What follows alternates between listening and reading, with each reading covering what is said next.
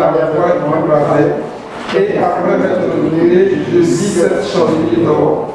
Et au milieu des 7 chandeliers, quelqu'un qui ressemblait à un fils d'homme, vêtu de long d'or, et ayant une ceinture d'or sur la poitrine. Amen. Il dit, il a vu qui? Quelqu'un. Et ce quelqu'un était où? Au milieu de quoi? Des chandeliers. Amen. Ce quelqu'un était au milieu des chandeliers. Et nous savons que ce quelqu'un, c'est le Seigneur.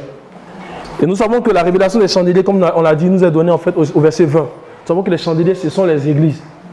Et il marchait au milieu des chandeliers. Qu'est-ce qu'il faisait? Il observe. Alléluia. Et il juge selon ce qu'il voit. Amen. Il juge selon ce qu'il voit. Donc, les lettres qu'il a données à Jean d'écrit, amen, ce sont des choses qu'il a vues en marchant et en observant. Alléluia. Le Seigneur ne juge pas selon l'apparence. Il ne juge pas selon la beauté. Il ne juge pas selon les vêtements. Il juge selon ce qu'il voit. Il ne juge pas selon la grandeur. Parce que s'il jugeait selon la grandeur, David n'allait jamais être en fait roi. C'était un simple petit berger. Il juge selon le cœur. Il juge selon ce qu'il y a dans le cœur. Alléluia. Amen. Et il connaît nos œuvres. Amen. On va lire Jean chapitre 8, le verset 15 au verset 16. Et quelqu'un doit me prendre Jean chapitre 7, le verset 24.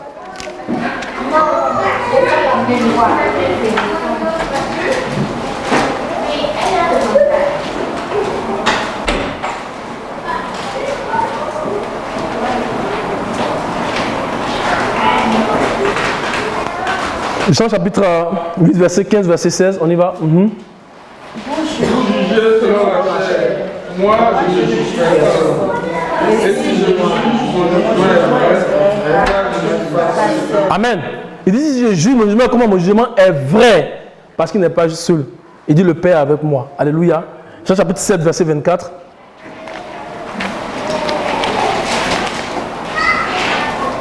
Ne jugez pas selon l'apparence, mais jugez selon la justice. Amen. Le monde juge selon l'apparence. Le monde juge selon la beauté. Amen. Le monde juge selon la beauté. Tu es bien habillé, donc tu n'es pas un pécheur. Je ne sais pas si on a dit pécheur, bien pécheur. Alléluia. Alléluia. Le monde juge selon l'apparence. Mais lui, il ne juge pas selon l'apparence. Il juge selon ce qu'il voit. Et j'ai dit la dernière fois là, c'est assez bizarre que les lettres soient adressées aux églises, mais que l'appel est des vainqueurs adressé à l'individu. À la fin de ces lettres, il dit à celui. Pourtant, au début, il dit écrit à l'ange pour l'église. Mais à la fin, il dit à celui. Pour dire que chacun ici connaît nos œuvres. Alléluia. C'est pourquoi nous devons travailler dans la sainteté. Amen. Nous devons fuir toutes les choses qui ne sont pas conformes. Les petits SMS sur des trucs bizarres. On doit fuir tout ça là. Alléluia. Il connaît nos œuvres. Et quand on se rassemble individuellement, il connaît nos œuvres. Nous travaillons, on se rassemble collectivement. Alléluia. Et la gloire de Dieu se manifeste au milieu de nous. Amen. Il connaît nos œuvres. Alléluia. Il connaît nos œuvres. Et on va prendre Ésaïe chapitre 28, verset 17. Allez, devez le lire, mais je voulais le laisser pour cette partie-là. Ésaïe 28, verset 17. On va les lire ensemble.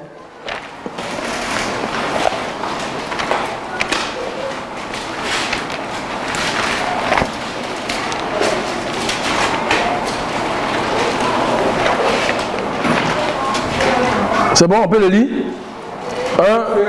1, 2, 3, on y va. Je ferai de la droiture une règle et de la justice un niveau. Et la grève apportera la refuge sur la propreté et les eaux inonderont la mensonge. Alléluia. Ce verset fait mention que le Seigneur va exercer un double jugement dans ce temps de la fin. Sur nos œuvres, sur les œuvres du croyant. Le service et le caractère. Alléluia.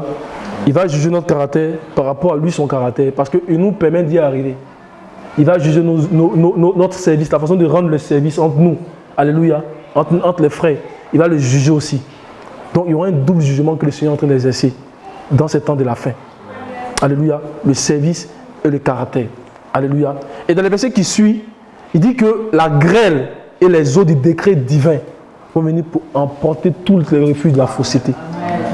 Amen. Pour dire que rien ne va résister devant lui. Alléluia. Tout ce qui est faux va se crouler. Amen. Tout ce qui est mensonge va se crouler. Alléluia. Rien ne va résister devant le Seigneur. Il dit qu'il va faire de la droiture quoi? Une règle. Amen. Et de la justice quoi? Un niveau. Amen. Nous avons dit que la règle là, c'est emprunté à l'industrie du bâtiment. Dans le bâtiment, c'est comme un ruban qu'on prend pour établir les mesures. Amen. On va établir les mesures. Ça parle aussi de notre relation entre nous. Ça parle d'une relation qui est horizontale. Il va juger selon la droiture. Il a établi les mesures par rapport à lui-même, Christ. Il va juger selon la droiture. Selon lui-même. C'est pourquoi j'ai dit la dernière fois que si nous nous comparons aux églises, vous dites que oui, telle église fait ceci, telle assemblée fait ceci, nous sommes arrivés là. On ne va jamais y arriver. Parce qu'il juge par rapport à la droiture qui est Christ lui-même.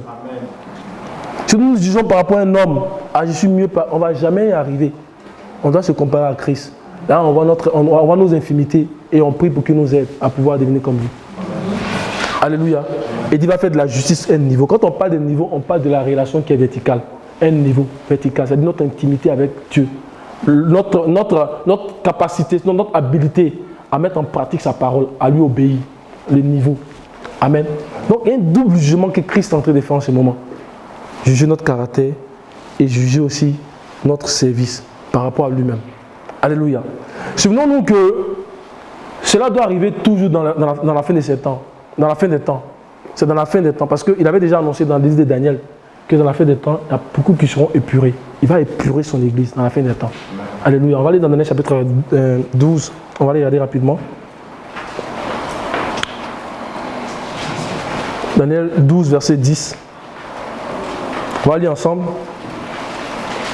Parce que quand on lit ensemble, c'est bon. La Bible dit que celui qui a des oreilles entende. Amen. On lit ensemble et puis on entend tous ensemble. Et on prie le Seigneur pour qu'il nous aide. Amen. Daniel 12, verset 10. Plusieurs seront purifiés, blanchis et épurés. Les méchants feront dommage et aucun des méchants ne comprendra. Mais ceux qui auront l'intelligence comprendront. Amen. Les méchants vont faire quoi? Quelqu'un peut me répondre ça là? Parce que pendant qu'on est en train de purer là, la fin de toutes choses là, c'est la mort. Alléluia. La fin de toutes choses qui est mauvaise, qui ne se confond pas à Christ, c'est la mort. Pendant qu'il est en train de épurer, purifier, blanchir, amen, il y a un résultat qui doit être atteint. Alléluia. Il dit plusieurs seront épurés, purifiés et blanchis. Mais ceux qui sont méchants ne vont pas comprendre. Ils vont continuer toujours dans leur dissolution, ils vont continuer toujours dans leur malhonnêteté. Mais l'apôtre Jean, quand il est en train de fermer l'Apocalypse, il dit que celui qui commet l'impudicité continue de commettre et encourage. Que celui qui ment, il continue de mentir. Alléluia. Mais il dit que celui qui est juste continue. Parce qu'il y a un résultat là qui attend. Alléluia. Il dit plusieurs seront épurés, purifiés et blanchis. C'est le jugement que le Seigneur va exercer, sinon en train d'exercer dans la fin de ces temps. Alléluia. C'est pourquoi on n'a pas le choix. On n'a pas le choix que de travailler, sinon de supplier le Seigneur pour qu'il nous donne son caractère. Alléluia. Pour qu'on parvienne au modèle. Parce qu'on dit c'est jusqu'à ce que nous parvenions à la statue de Christ. Il n'y a pas autre modèle, c'est là qu'on doit parvenir. Amen. Comme je l'ai dit, pour connaître la première résurrection. Donc la prière de mon cœur, c'est que nous puissions, aujourd'hui, pendant que nous sommes assemblés, nous puissions vraiment craindre le Seigneur. Craindre le Seigneur, alléluia. Craindre le Seigneur et aspirer à ces choses. Alléluia. Parce que ce qui est dit dans le livre de Daniel, en fait, là, c'est, si vous voulez, en fait, c'est une préfiguration du temps passé, où Dieu a épuré la première église. Alléluia. Il a épuré la première génération d'Israël. Souvenons-nous qu'il y a deux générations qui sont sorties de l'Égypte. La première génération, ce sont ceux-là qui avaient donc 20 ans et plus. Et la seconde génération, ce sont ceux-là qui avaient 19 ans et moins. On le voit dans Nombre chapitre 14. Alléluia. Et il a épuré. Mais combien seulement sont rentrés de la première génération dans la terre promise? 2. C'est qui? Josué et Caleb. Alléluia. Et cela s'est fait avant même d'entrer dans la terre promise. Donc avant le retour du Seigneur, avant d'atteindre cette église glorieuse-là, il va épurer. Alléluia. C'est pourquoi il parle du blé de l'ivraie. Il va épurer. Alléluia. Donc prions. Pendant que les messages sont en train de passer, mes frères, il faut qu'on considère ces messages. Pendant que le frère va se lever ce matin pour parler du péché, parler de la sanctification, il faut qu'on considère. Ce n'est pas des paroles qui sortent de lui-même. Ce n'est pas des paroles qui sortent de nous-mêmes. C'est inspiré par l'Esprit de Dieu que nous disons ces choses. Alléluia. Donc que Dieu nous aide. Amen. On va regarder le troisième élément. Parce que le temps est en train de passer. Bon, il faut qu'on travaille avec crainte et tremblement.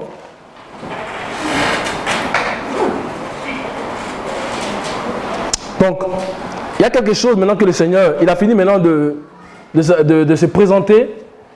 Et après la présentation, on voit qu'il dit qu'il connaît nos œuvres. Maintenant, il va donner ce qu'il aime dans l'église de Philadelphie. Et c'est ça là que nous devons nous accaparer.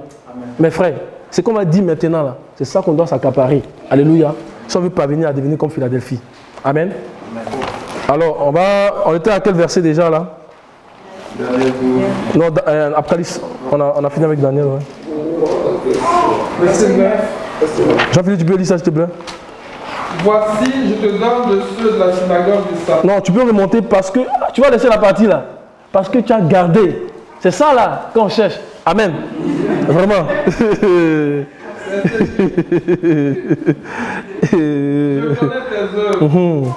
Voici, parce que tu as peu de puissance et que tu as gardé ma parole et que tu n'as pas renié mon nom, j'ai mis devant toi une porte ouverte que personne ne peut fermer. Amen. Amen. Il dit parce que tu as gardé quoi? Ma parole. Parce que tu as gardé quoi? Ma parole. Et au verset 10, il dit quoi? Au verset 10, il dit quelque chose de très important aussi là-bas. Parce que tu as gardé la parole de la persévérance en moi. Alléluia, ce n'est pas n'importe quelle parole. La parole de la persévérance en moi. Alléluia. Et nous avons dit que le thème grec qui est mis ici pour exprimer parole là, c'est logos. Amen. Et logos, c'est la somme de toute la révélation que Christ peut faire de sa personne à son peuple. Amen. Alléluia. C'est ça qu'est le logos. C'est le même thème aussi qui est utilisé dans Jean chapitre 1, verset 1. On va aller ensemble, on va le lire ensemble.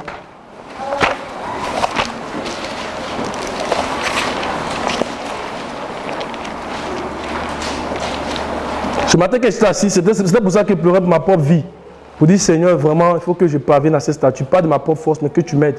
Que tu aides ton peuple. Alléluia. Amen. Que Dieu nous aide, mes frères. Donc, ce n'est pas une affaire de manger ou de boire. Ce n'est pas une affaire de s'amuser. Là où on va, mes frères, il ne faut pas qu'on soit distrait. Là où on va, là. Là où on va, là. Il ne faut pas qu'on soit distrait. C'est pour ça que quand vous venez ici, chacun vient.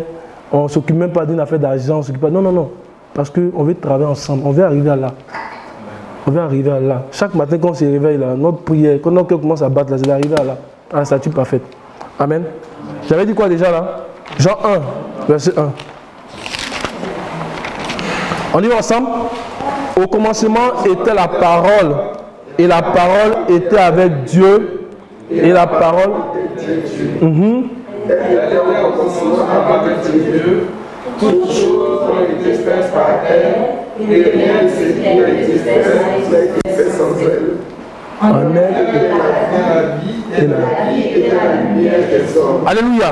Donc au commencement était le Logos. Alléluia. Au commencement était le Logos. Et le Logos était avec Dieu. Et le Logos est Dieu. Alléluia. Et ce Logos-là, c'est Jésus lui-même. C'est la parole. Alléluia. C'est pourquoi dans Jean chapitre 1, verset 14, qu'est-ce que la Bible nous dit? On lit ensemble. Dans chapitre 1, verset 14. Et la parole a été faite chair, et elle a habité parmi nous, pleine de grâce et de vérité, et nous avons contemplé sa gloire, une gloire comme la gloire du Fils unique du Père. Alléluia. Et le Logos a habité parmi nous, plein de grâce et de vérité. Amen. Alléluia. Amen. Parce que tu as gardé le Logos. Parce que tu as gardé le Logos. Amen. Parce que tu as gardé le Logos. Alléluia. C'est très important ce que nous sommes en train de dire ici, là. Amen. Amen. Parce que le Seigneur n'a pas fait en fait il n'a pas parlé comme ça aux autres églises, si ce n'est excepté seulement Philadelphie. Il dit parce que tu as gardé, parce que c'est très important. Parce que nous avons dit que le Logos en fait est différent du Réma. Alléluia. Le Réma c'est un aspect de la révélation que Dieu fait de lui, un aspect seulement aux croyants, pour lui permettre de régler une situation donnée. Mais quand on parle du Logos, alléluia, c'est toute la révélation de Dieu. Amen. Alléluia. Il nous faut ce Logos là, mes frères. On dit la parole a été faite chair et elle a habité parmi nous. Pourquoi? Pour se révéler à nous. Alléluia. Il nous faut ce Logos là. Alléluia. Et la dernière fois, nous avons commencé à voir les 3 divisions du Logos. On va aller dans 1 Thessaloniciens chapitre 1. Parce qu'il dit, parce que tu as gardé la parole de la persévérance. Souvent on dit de l'espérance. La parole de la persévérance, la parole de l'espérance. Alléluia. Donc, il y a un élément que nous allons ressortir dedans. Donc, il faut que nous puissions nous accaparer à ça, garder la parole. Il dit, celui qui m'aime, c'est celui qui garde quoi? Mes commandements. Il dit, si vous m'aimez garder ma parole, j'aime le Seigneur, j'aime le Seigneur. Comment tu montres que tu aimes le Seigneur? Oui, j'aime le Seigneur, mais comment tu montres que tu aimes le Seigneur? Qu'est-ce qui prouve que tu aimes le Seigneur? À garder sa parole. Simple. Alléluia. Amen. Donc quelqu'un peut se dire, j'aime le Seigneur, mais qu'est-ce qu'il prouve? Mais tu aimes le Seigneur, mais qu'est-ce qui prouve que tu aimes le Seigneur? Tu as gardé sa parole, tu as gardé le logos. Pas n'importe quelle parole, le logos. Amen. Que Dieu nous aide. 1 Thessaloniciens chapitre 1, verset 1 à 3. Paul et Sylvain et Timothée à l'église des Thessaloniciens, qui est en Dieu le Père et en Jésus-Christ le Seigneur. Que la grâce et la paix vous soient données. Nous rendons continuellement grâce à Dieu pour tous et nous faisons mention de vous dans notre prière. Nous rappelons sans cesse l'œuvre de notre foi, le travail de charité et la fermeté de votre présence dans ce Seigneur Dieu notre Père. Amen. Donc on a l'œuvre de la foi, on a le travail de l'amour et la fermeté de l'espérance. Philadelphie était arrivé, parce que c'est mis de façon chronologique, c'est mis en fait dans une disposition. L'œuvre de la foi, on va le voir tout à l'heure au travers en fait la parabole, les paraboles en fait du royaume des cieux. Alléluia. On a l'œuvre de la foi, on a le travail de l'amour et puis on a la fermeté de l'espérance. Alléluia. Ce sont les trois divisions en fait du logos. Alléluia. Et ces trois éléments sont vraiment fondamentaux, je dirais, parce que quand le Seigneur vient pour juger une assemblée locale là, c'est ça là, il juge par rapport à ça. Alléluia. Ces trois éléments en fait renferment l'héritage du croyant. Amen. C'est pourquoi dans 1 Corinthiens 13, verset 13, on dit ces trois choses demeurent. On va les regarder. Ça demeure aujourd'hui, ça demeure demain, ça va demeurer éternellement. Alléluia. Il y a l'héritage du croyant dans ça. Alléluia. On y va. Dans 1 Corinthiens 13, verset 13.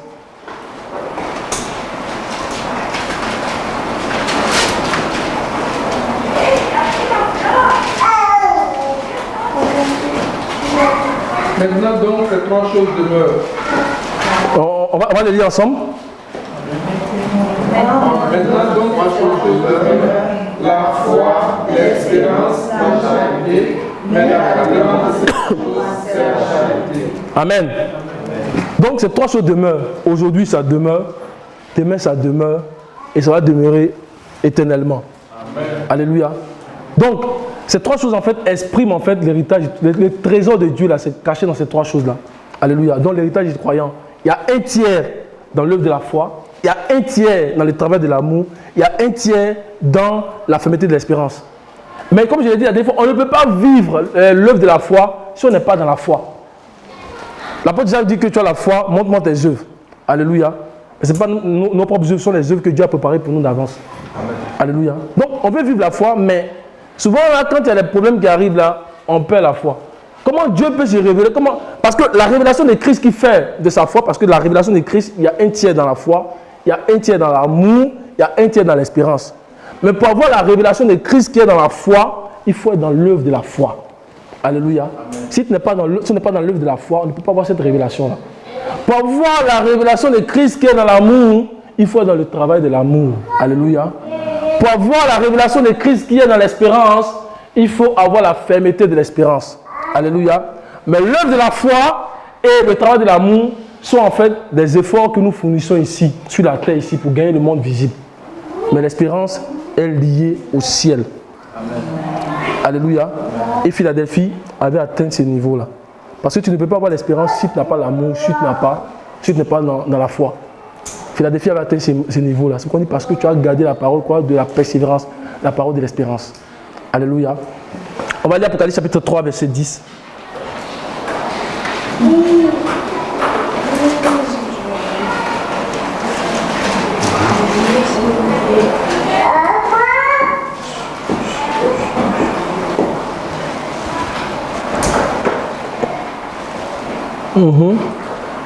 Parce que tu as gardé la parole de la persévérance en moi, je te garderai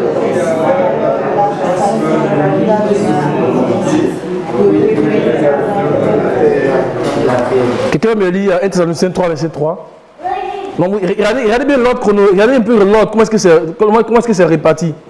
Donc quand le Seigneur vient juger son peuple, c'est selon ces trois répartitions-là qu'il regarde.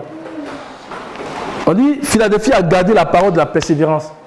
Et puis dans 1 Thessaloniciens 3, on nous montre comment est-ce que c'est réparti. On part d'abord par la foi, après on arrive à l'amour, et puis on manifeste maintenant l'espérance. Alléluia. 1 Thessaloniciens chapitre 1, verset 1 à 3.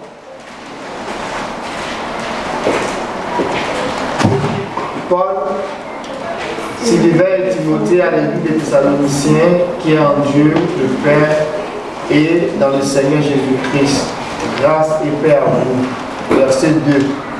Nous rendons toujours grâce à Dieu pour vous tous et nous faisons mention de vous dans nos prières. Continuellement, nous nous souvenons de tout ce qui vous caractérise. L'œuvre de la foi, le travail de l'amour et la persévérance de l'espérance de notre Seigneur Jésus. C'est bien expliqué dans ton les deux noms dit que la persévérance de... Amen, c'est ce que je cherchais. La persévérance de l'espérance. Alléluia. Et après le chapitre 3, verset 10, nous enseigne que, ça dit qu'en fait, l'élément prédominant que Christ met en exergue dans ce temps de la fin, en fait, c'est l'espérance. Alléluia. C'est ça. Ce sont dit à Philadelphie parce que tu as gardé le travail, parce que tu as gardé la parole de la persévérance de l'espérance. Alléluia. Donc Philadelphie était déjà dans l'œuvre de la foi, était déjà dans le travail de l'amour, était déjà dans quoi? Dans la fermeté de l'espérance. Alléluia. Et on a vu la dernière fois que l'apôtre Paul, quand il était en train de parler à l'église d'Éphèse, il dit, je vous enseigne selon quoi? Selon tout le conseil de Dieu. Et c'est parce que Éphèse était dans ces choses-là que l'apôtre Paul dit qu'il les a enseignés selon tous les conseils de Dieu. On va les regarder puis on va continuer. Alors dans Actes chapitre 20, donc que le Seigneur nous aide vraiment à manifester ces choses-là. Il ne faut pas que ce soit des paroles que nous répétons et puis il faut que ce soit vraiment vrai au milieu de nous. Et nous allons voir vraiment que nous allons voir la révélation de Christ. Alléluia. Donc la somme totale de la révélation de Christ. Ça veut dire quoi déjà? Actes chapitre 20. Alors je peux me trouver le verset là où il parle de je vous enseigne selon tous les conseils de Dieu.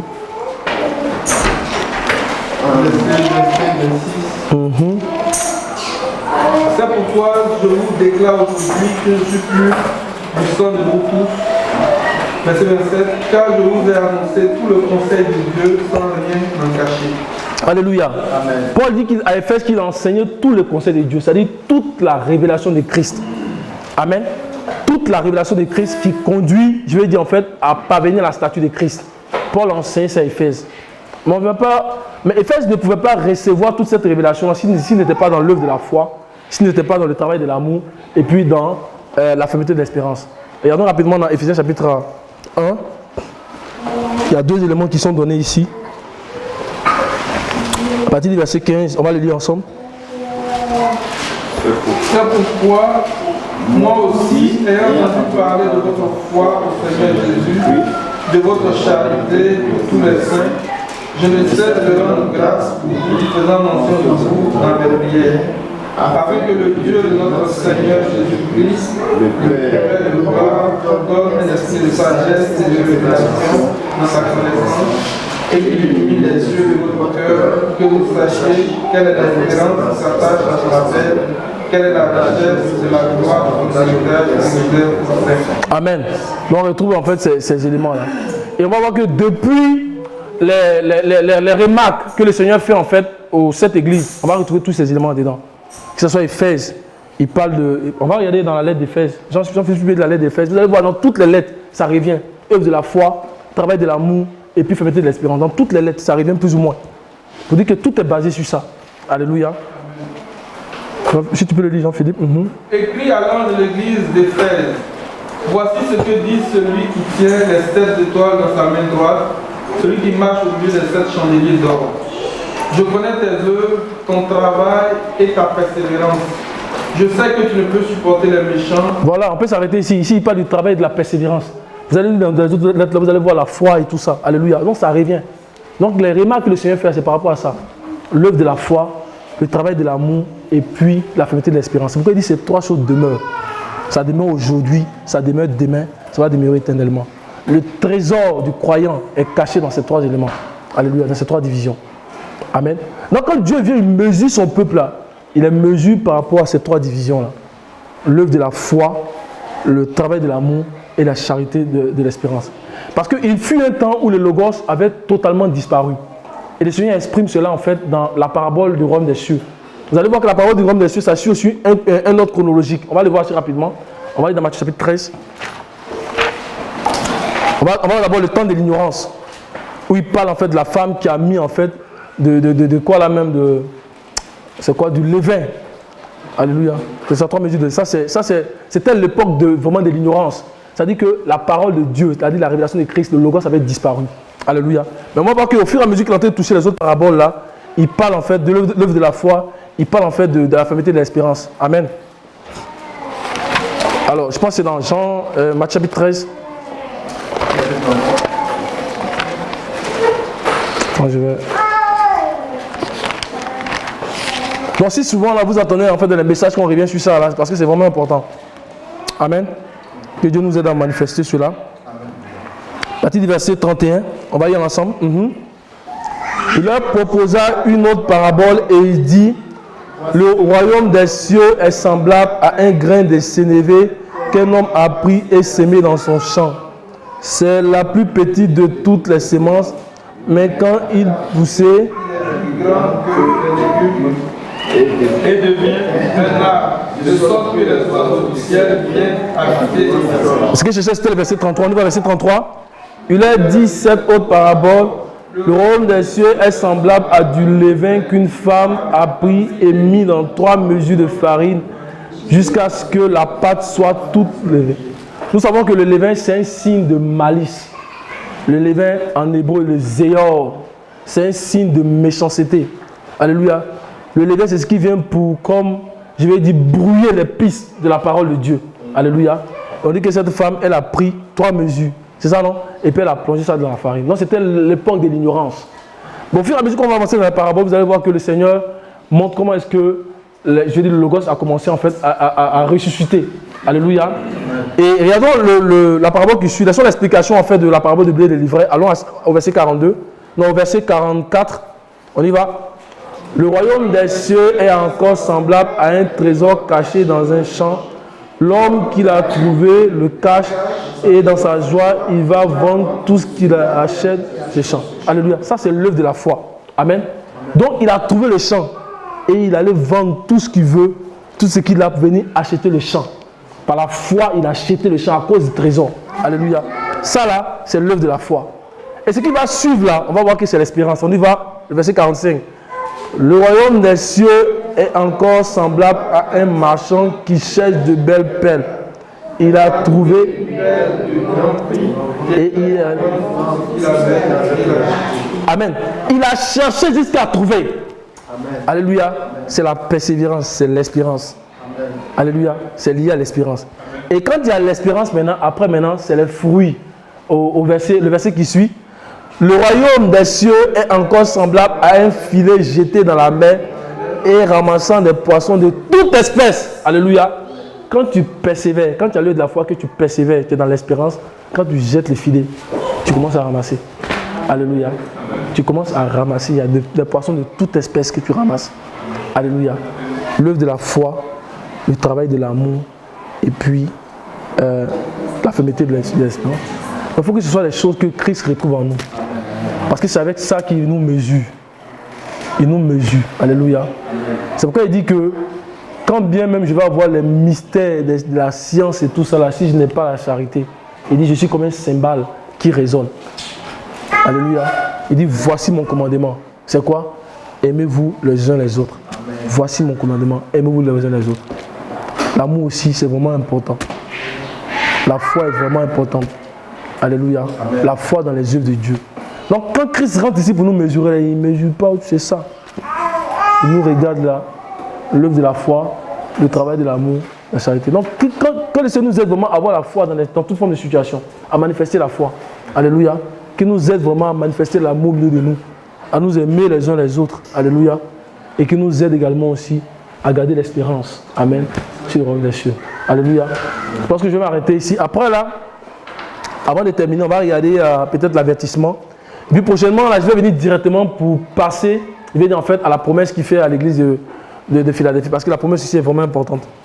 Alléluia. On va aller dans Apocalypse chapitre 3.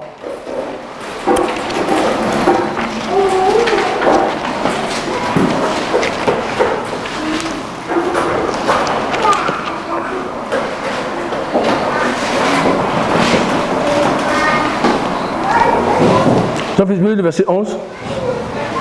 Je viens bientôt. Retiens ce que tu as, afin que personne ne prenne ta couronne.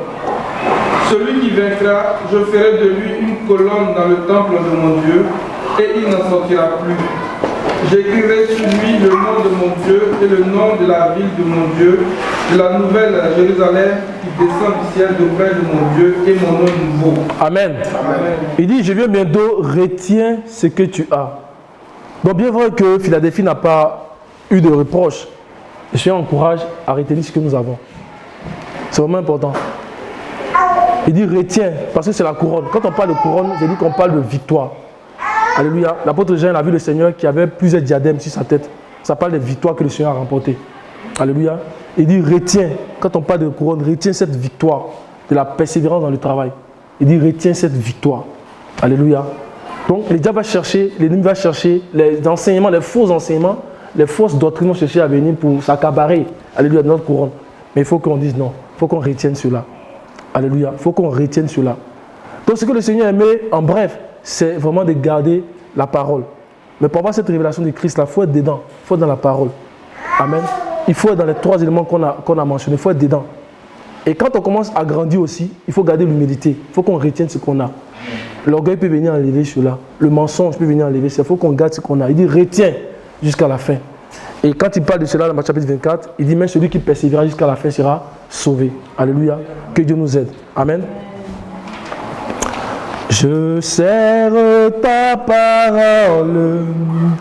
Je serre ta parole. Je serre ta parole dans mon cœur.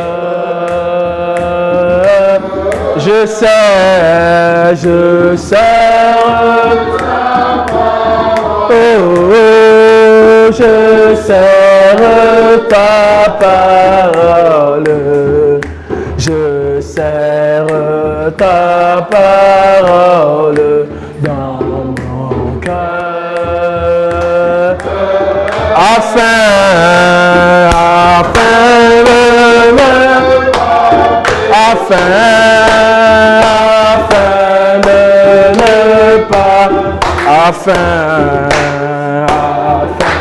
de ne pas pécher contre toi. Afin de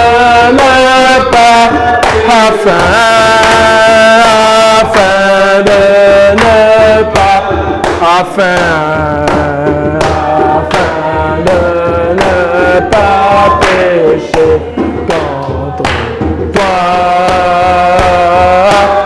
Je sais pas, oh,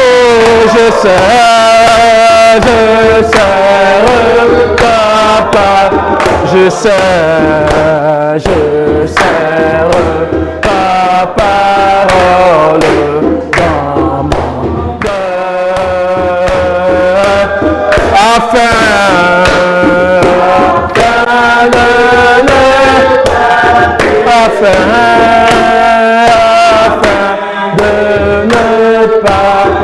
afin de ne pas pécher. Nous avons vu que le Seigneur, l'apôtre Paul disait que le Seigneur a déployé tous les ministères, il a déployé tout ce qu'il faut dans l'église pour que nous puissions arriver à sa stature parfaite. Amen. Et la Bible dit que le Seigneur vient chercher une église qui est sans tache, ni ride, ni rien de semblable, sainte et répréhensible. Nous avons à rentrer dans le plan de Dieu. Nous allons prier que le Seigneur vraiment nous aide à rentrer dans ce schéma, à rentrer dans cette organisation des choses que lui-même il a dressées par sa parole, qui nous aide à ne pas être en dehors de ces choses. Parce qu'il dit qu'il vient chercher une église qui est glorieuse, une église qui n'a pas de tâche. La Bible dit que le souverain sacrificateur ne doit pas prendre une femme qui est répudiée, une femme qui est déshonorée, une femme qui est prostituée, mais il doit marier une vierge. Nous allons prier que le Seigneur nous aide à arriver à l'état de la virginité, à garder notre virginité à lui, à arriver à l'état de la stature parfaite, qui nous aide à nous éloigner des distractions. La Bible dit qu'afin qu'ils ne soient plus des enfants flottants à tout vent de doctrine, qui nous aide vraiment à être affermis dans la foi, être affermis vraiment dans l'amour et à manifester vraiment l'espérance. Nous allons prier chacun pour sa part au nom de Jésus-Christ de Nazareth. Alléluia. Nous élevons la voix. Oh Seigneur, manifeste ta bonté, Seigneur. Oh, nous voici, Seigneur, ce que te disons merci pour ce que tu fais. Tu fais, Seigneur, dans notre vie. Oh, Seigneur, tu as manifesté ces choses. Et ces choses sont visibles aujourd'hui, Seigneur. Et tu nous as montré clairement, Seigneur, l'état que tu veux que nous puissions atteindre, Seigneur. Père, nous prions parce que nous savons que c'est toi seulement qui peut nous aider à parvenir à ces choses, Seigneur. Père, aide-nous. Aide-nous, Seigneur, notre Dieu, à travailler avec crainte et tremblement. À travailler avec crainte et tremblement. À travailler avec crainte et tremblement. À travailler avec crainte et tremblement. À travailler avec crainte et tremblement. À travailler avec crainte et tremblement. Au nom de Jésus-Christ.